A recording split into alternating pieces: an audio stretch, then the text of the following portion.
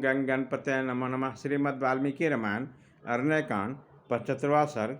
श्री राम और लक्ष्मण की बातचीत तथा उन दोनों भाइयों के पंपा सरोवर के तट पर जाना। अपने तेज से प्रकाशित होने वाले सबरी के दिव्य लोक में चले जाने पर भाई लक्ष्मण से धर्मात्मा श्री रघुनाथ जी ने उन महात्मा महर्षियों के प्रभाव का चिंतन किया। चिंतन करके अपने हित में संलग्न रहने वाले एकाग्रचित लक्ष्मण ने श्री राम से इस प्रकार बोला। सौम्य, मैंने यह महापुण्यात्मा महर्षियों का पवित्र आश्रम देखा। यहाँ बहुत सी आश्चर्यजनक बातें हैं। हरिण और बाघ एक दूसरे पर विश्वास करते हैं। नाना प्रकार के पक्षी इस आश्रम का सेवन करते हैं। लक्ष्मण, यहाँ जो 7 समुद्रों में जल से भरे हुए तीर्थ हैं, उसका हमने विधिपूर्वक स्नान तथा पितरों का तर्पण किया है। इससे हमारा सारा अशुभ नष्ट हो गया और अब हमारे कल्याण के समय उपस्थित हुआ है। सुमित्रा कुमार, इससे इस समय मेरे मन में अधिक प्रसन्नता हो रही है। नरश्रेष्ठ, अब मेरे हृदय में कोई शुभ संकल्प उठने वाला, इसलिए आओ अब हम दोनों सुंदर पंपा सरोवर के तट पर चलें।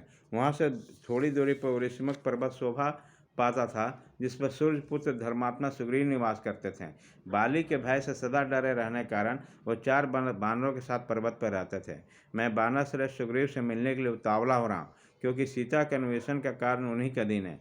इस प्रकार उनकी बात कहते हुए वीर श्री राम ने सुमित्रा कुमार लक्ष्मण से कहा, भैया हम दोनों को शीघ्र ही वहाँ चलना चाहिए। मेरा मन भी वहाँ चलने के लिए उतावला हो रहा।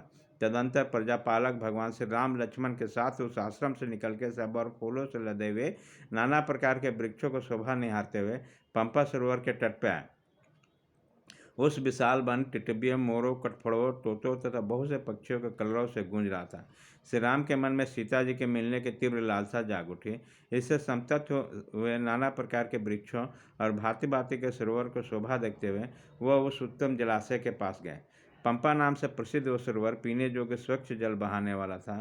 श्री राम दूर देश से चलकर उसके तट पर आए। आकर उन्होंने मतंग सरस नामक कुंड में स्नान किया। वो दोनों रघुवंशी वीर वहाँ शांत और एकाग्रचित होकर पहुँचे थे। सीता के शोक में व्याकुल हुए दशरथ नंदन श्री राम ने उस रमणीय पुष्करणी में पंपा में प्रवेश किया, जो कमलों से व्याप्त थे।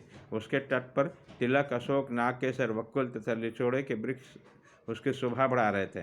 भांति भांति के रमणीय उपवनों से घिरी हुई थी। उसका जल कमल पुष्प से आच्छादित था और स्फटिक मणि के समान स्वच्छ दिखाई देता था। जल के नीचे स्वच्छ बालू फैले हुए थे। मत्स्य और कच्छप उसमें भरे हुए थे। तटवर्ती वृक्ष उसको शोभा बढ़ाते थे। सब और से लताओं द्वारा आविष्ट होने के कारण वो सखियों से संयुक्त प्रतीत होती थी। किन्नर, नाग, गंधर्व, यक्ष और राक्षस उसका सेवन करते थे। भांति भांति के वृक्ष और लताओं से व्याप्त हुई पंपा शीतल जल की सुंदर निधि प्रतीत होती थी। अरुण कमलों से वह ताम्र वर्ण, कमल कुसुमों के समूह से शुक्ल वर्ण तथा नील कमलों के समुदाय से नील वर्ण की दिखाई देने वाले कारण बहुरंगे कालीन के समान शोभा पाती है। उस पुष्करणी में अरविंद और उत्पल खिले हुए थे। पद्म और सुगंधिक जाति के पुष्प शोभा पाते थे।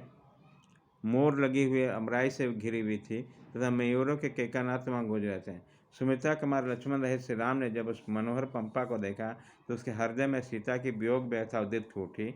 अतः वह तेजस्वी दशरथ नंदन श्री राम वहाँ विलाप करने लगे।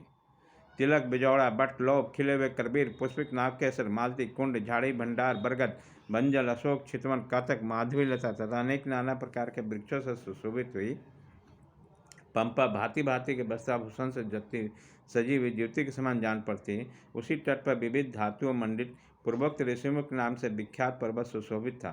उसके ऊपर फूलों से भरे हुए विचित्र वृक्ष शोभा दे रहे थे। ऋक्षराजा नामक महात्मा बानर के पुत्र कपिश्रेष्ठ महापराक्रमी सुग्रीव वहीं निवास करते थे। उसी समय सत्य पराक्रमी श्री राम ने पुनः लक्ष्मण से कहा, नरश्रेष्ठ लक्ष्मण, तुम बानर राज सुग्रीव के पास चलो। मैं सीता के बिना कैसे जीवित रह सकता हूँ। ऐसा कहकर सीता के दर्शन की कामना से पीड़ित तथा ऐसा प्रति अन्य अनुराग रखने वाले श्री राम उस महान शोक को प्रकट करते हुए मनोहर पुष्करणी पंपा में उतरे।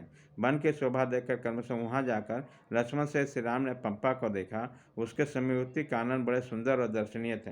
अनेक प्रकार झुंड के झुंड पक्षी वहाँ सब और भरे थे।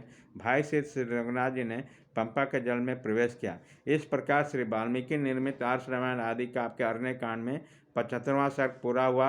अरण्यकांड समाप्त।